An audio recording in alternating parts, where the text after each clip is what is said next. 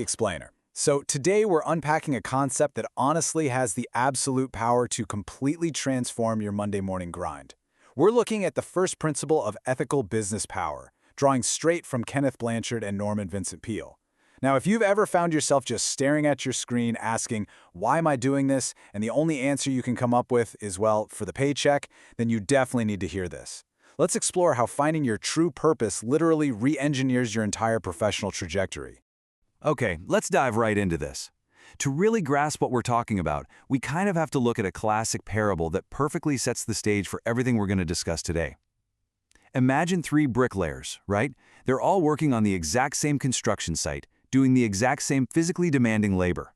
You walk up to them and ask each of them a very simple question. What are you doing? The first bricklayer, wiping sweat from his brow, just says, I'm earning a living.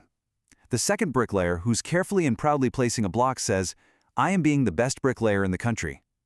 But the third bricklayer, he looks up from his work, visualizes the vast structure rising above him and says, I am building a cathedral. Now, what's really fascinating here is the breakdown of those mindsets. You've got the first bricklayer simply living off a job. The second takes a lot of pride in his skills. And listen, I want to be super clear about this. All 3 of these answers are completely legitimate. There's no right or wrong here. Nobody is lying. And there is absolutely no shame in working to earn a living or wanting to master your craft. But that third bricklayer, he possesses a mindset that completely transcends the daily tasks. He knows the why. And in the world of business, that third perspective is the only one that truly represents a managerial mindset. Because a true manager, a real leader, has to see the complete picture. So, the absolutely crucial point here is this. Only the third bricklayer has a purpose. The first 2, well, they have a job and they have a skill, but they completely lack a driving, overarching vision. Knowing your why is the absolute bedrock of effective leadership. It's the literal difference between merely stacking stones and architecting a masterpiece. Section 1. The managerial why. Moving from tasks to true direction. I want you to ask yourself right now, what do you do versus why do you do it? You know, the absolute hardest question any manager faces is rarely about their daily responsibilities. It's relatively easy to just list out your tasks, your endless meetings, your deliverables. The profoundly difficult question, the one that requires you to actually look in the mirror, is why. Because without a crystal clear answer to that second question, you are operating entirely without a foundation. And here's exactly why that matters so much. When we define managerial purpose, we have to contrast 2 completely different types of leaders.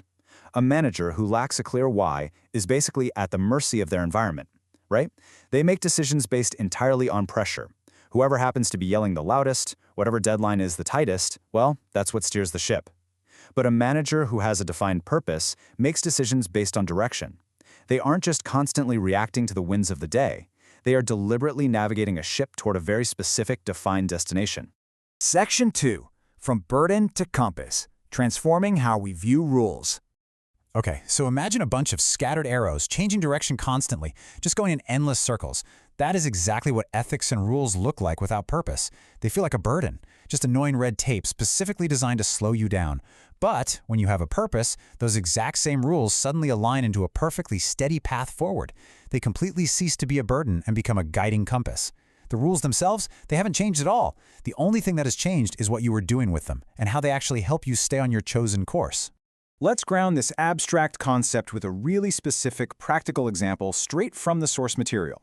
Take the basic ethical rule, I do not lie. Now, if you are just showing up to earn a paycheck, that rule might feel like a seriously restrictive burden. You might catch yourself thinking, well, if I just tell a tiny little white lie to this client, I can close the deal faster and get my commission.